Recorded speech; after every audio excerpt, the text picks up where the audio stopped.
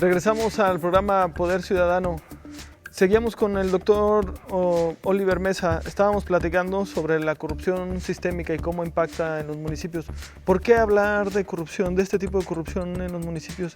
¿Cómo en realidad la corrupción está afectando la vida de los habitantes, la vida de todas las personas de forma normal? Ya me decías un poco hace rato, oye, el costo de hacer cumplir la ley, cumplir la ley no es gratuito, ¿no? Hay un costo de legalidad y luego eso entonces genera un costo de corrupción. Si lo multiplicamos por los 2.500, digamos, redondeados municipios, pues es un desvío de recursos impresionantes. Hablabas también de costo de oportunidad y me pareció también muy interesante lo del costo emocional, ¿no? Los otros estudios.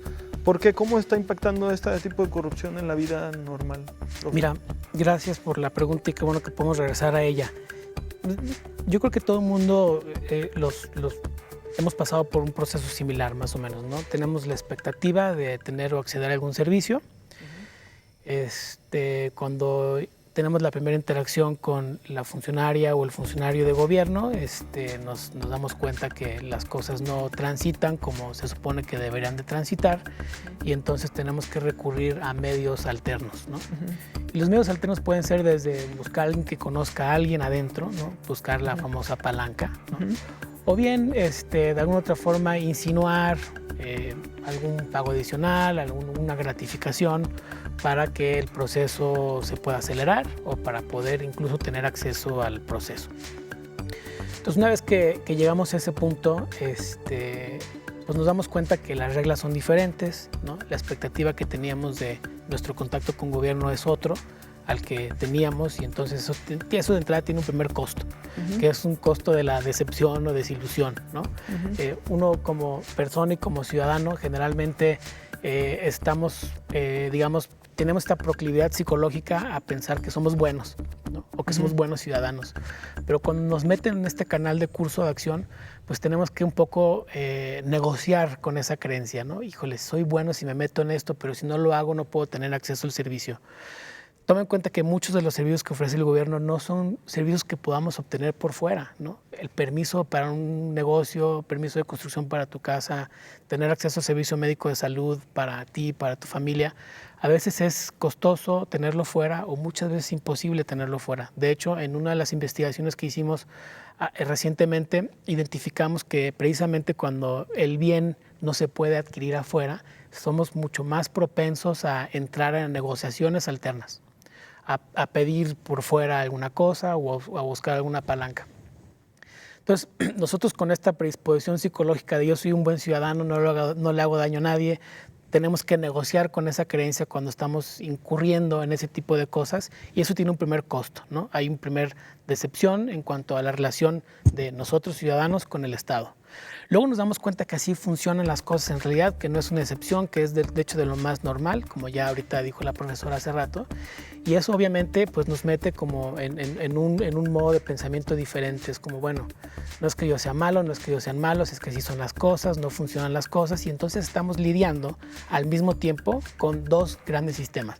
El sistema de cómo debería de funcionar la relación ciudadano-Estado y el sistema de cómo realmente funciona.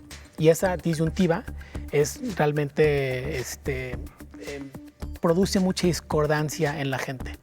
Esta discordancia además tiene efectos políticos muy importantes porque la gente entonces ahora desconfía de todo, ¿sí? Entonces de repente escuchan que la fiscalía va a hacer no sé qué cosa, va a ir por alguien y por X o Y razón la persona que agarran la dejan suelta, no concluyen el procedimiento y esto comienza a ser recurrente y recurrente y la gente observa esas cosas y entonces obviamente dice, bueno, está el sistema como debería de ser, pero en realidad funciona de manera diferente, entonces ya no solamente hay como un primer desaliento, sino que también hay desconfianza generalizada. Yo desconfío del gobierno completamente.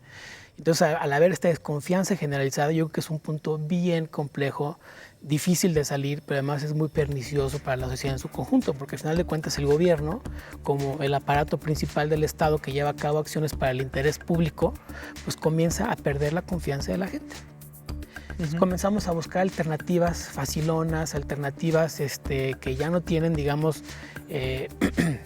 no sé, que ya no son quizá alternativas para atender problemas públicos que podrían ser cosas mucho más durables, sostenibles, en fin, sino ideas rápidas, ideas como para poder atender cualquier tipo de problema, porque no confiamos ya en el gobierno que haga las cosas. Yo creo que en el fondo ese es uno de los grandes problemas que tiene vivir en un contexto de corrupción sistémica, y es que hay una alienación, una separación entre la ciudadanía y gobierno. Entonces pasa una paradoja.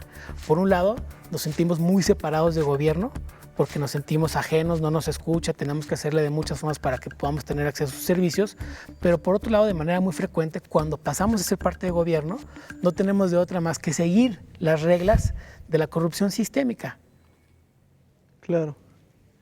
Y ese es, en esta paradoja es de lo más complicado, ¿no? Elizabeth, decía el profesor, estas interacciones de puntos de contacto entre gobierno y sociedad, esta dicotomía entre poder discutir lo ideal versus lo real, la pérdida de confianza en las instituciones, y en esta paradoja, ¿qué reacción tendrías a lo que dice el profesor Oliver, o qué le agregarías? Sí, pues le agregaría en el tema de la confianza, es bien interesante y es bien importante, porque aunque no haya esta confianza hacia el gobierno o no haya una confianza general hacia cómo los otros humanos actuamos, sí hay mucha confianza particular. Entonces hay confianza hacia las personas que conocemos, hay confianza hacia nuestros familiares, hacia nuestros amigos, hacia las personas de nuestro partido político. Pero es un tipo de confianza muy diferente, porque genera acciones que vemos, ¿verdad? Como decía el profesor, pues el tema de las palancas. Tengo una palanca, y ¿en qué está basada esa confianza? En una amistad, en que militamos en el mismo partido, y eso lleva a un punto bien importante en cómo se consolida la corrupción, y es el tema de las redes.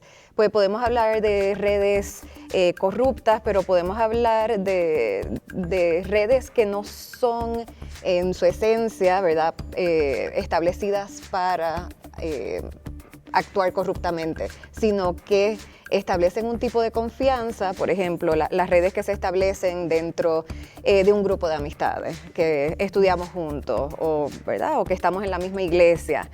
Entonces, esa confianza, cuando interactúa con el gobierno, muchas de las decisiones, si yo estoy en el gobierno, van a responder a los intereses de ese grupo, o ese grupo va a ser el que va a obtener trabajo dentro del gobierno, y así se van configurando diferentes redes.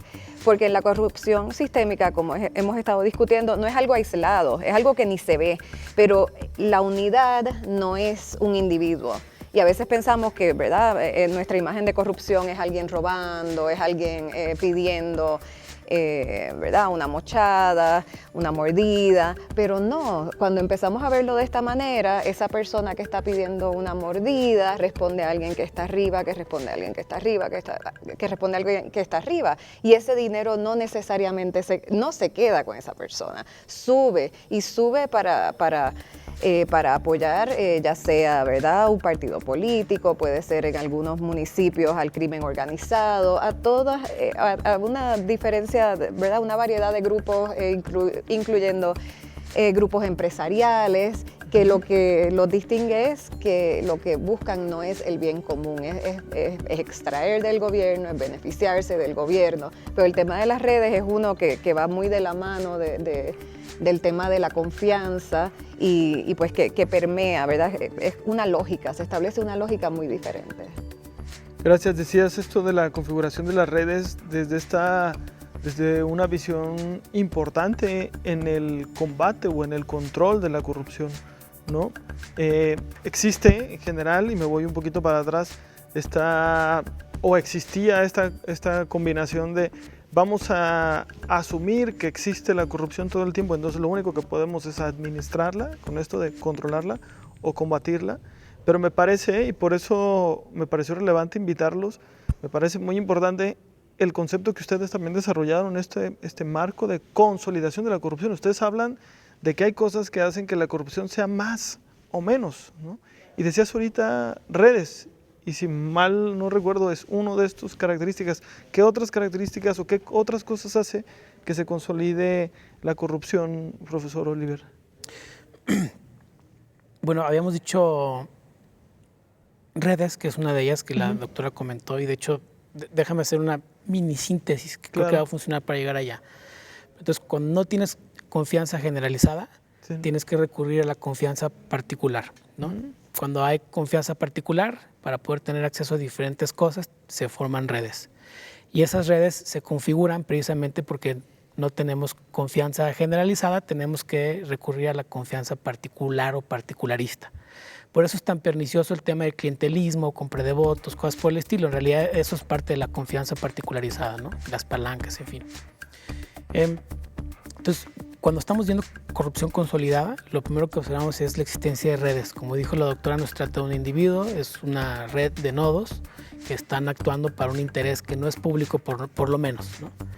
Quizá no es privativo o no es privado para la persona que participa, pero no es un bien, no es un interés público lo que se persigue con las acciones de esas redes. Luego más adelante nosotros preguntamos, bueno, ¿qué es lo que hacen esos individuos dentro de las redes? ¿Cómo le hacen para atraer gente a las redes o para excluir gente de las redes que podrían poner en riesgo la misma red, ¿no? Y ahí entramos en una segunda cosa que estudiamos en este marco de corrupción, marco de consolidación, que es los mecanismos, ¿no? Los mecanismos organizacionales. Y nos hemos dado cuenta de muchas formas que tienen dentro de las burocracias, pero también fuera, la gente que tiene contacto con las burocracias para poder invitar, persuadir o muchas veces coaccionar a las personas para que participen en redes o bien para silenciar a las personas para que no se vuelvan denunciantes, ¿no? De acuerdo. Elizabeth, ¿qué otras características tiene este marco de consolidación de la corrupción? Y si quieres, acotamos brevemente, vamos a ir a un corte y regresamos con esta pregunta. Es, si la corrupción entonces solo se puede controlar, ¿qué hace entonces que se consolide? Regresamos con estas ideas, ya el profesor nos compartió 2 redes, mecanismos organizacionales. Regresamos en unos momentos.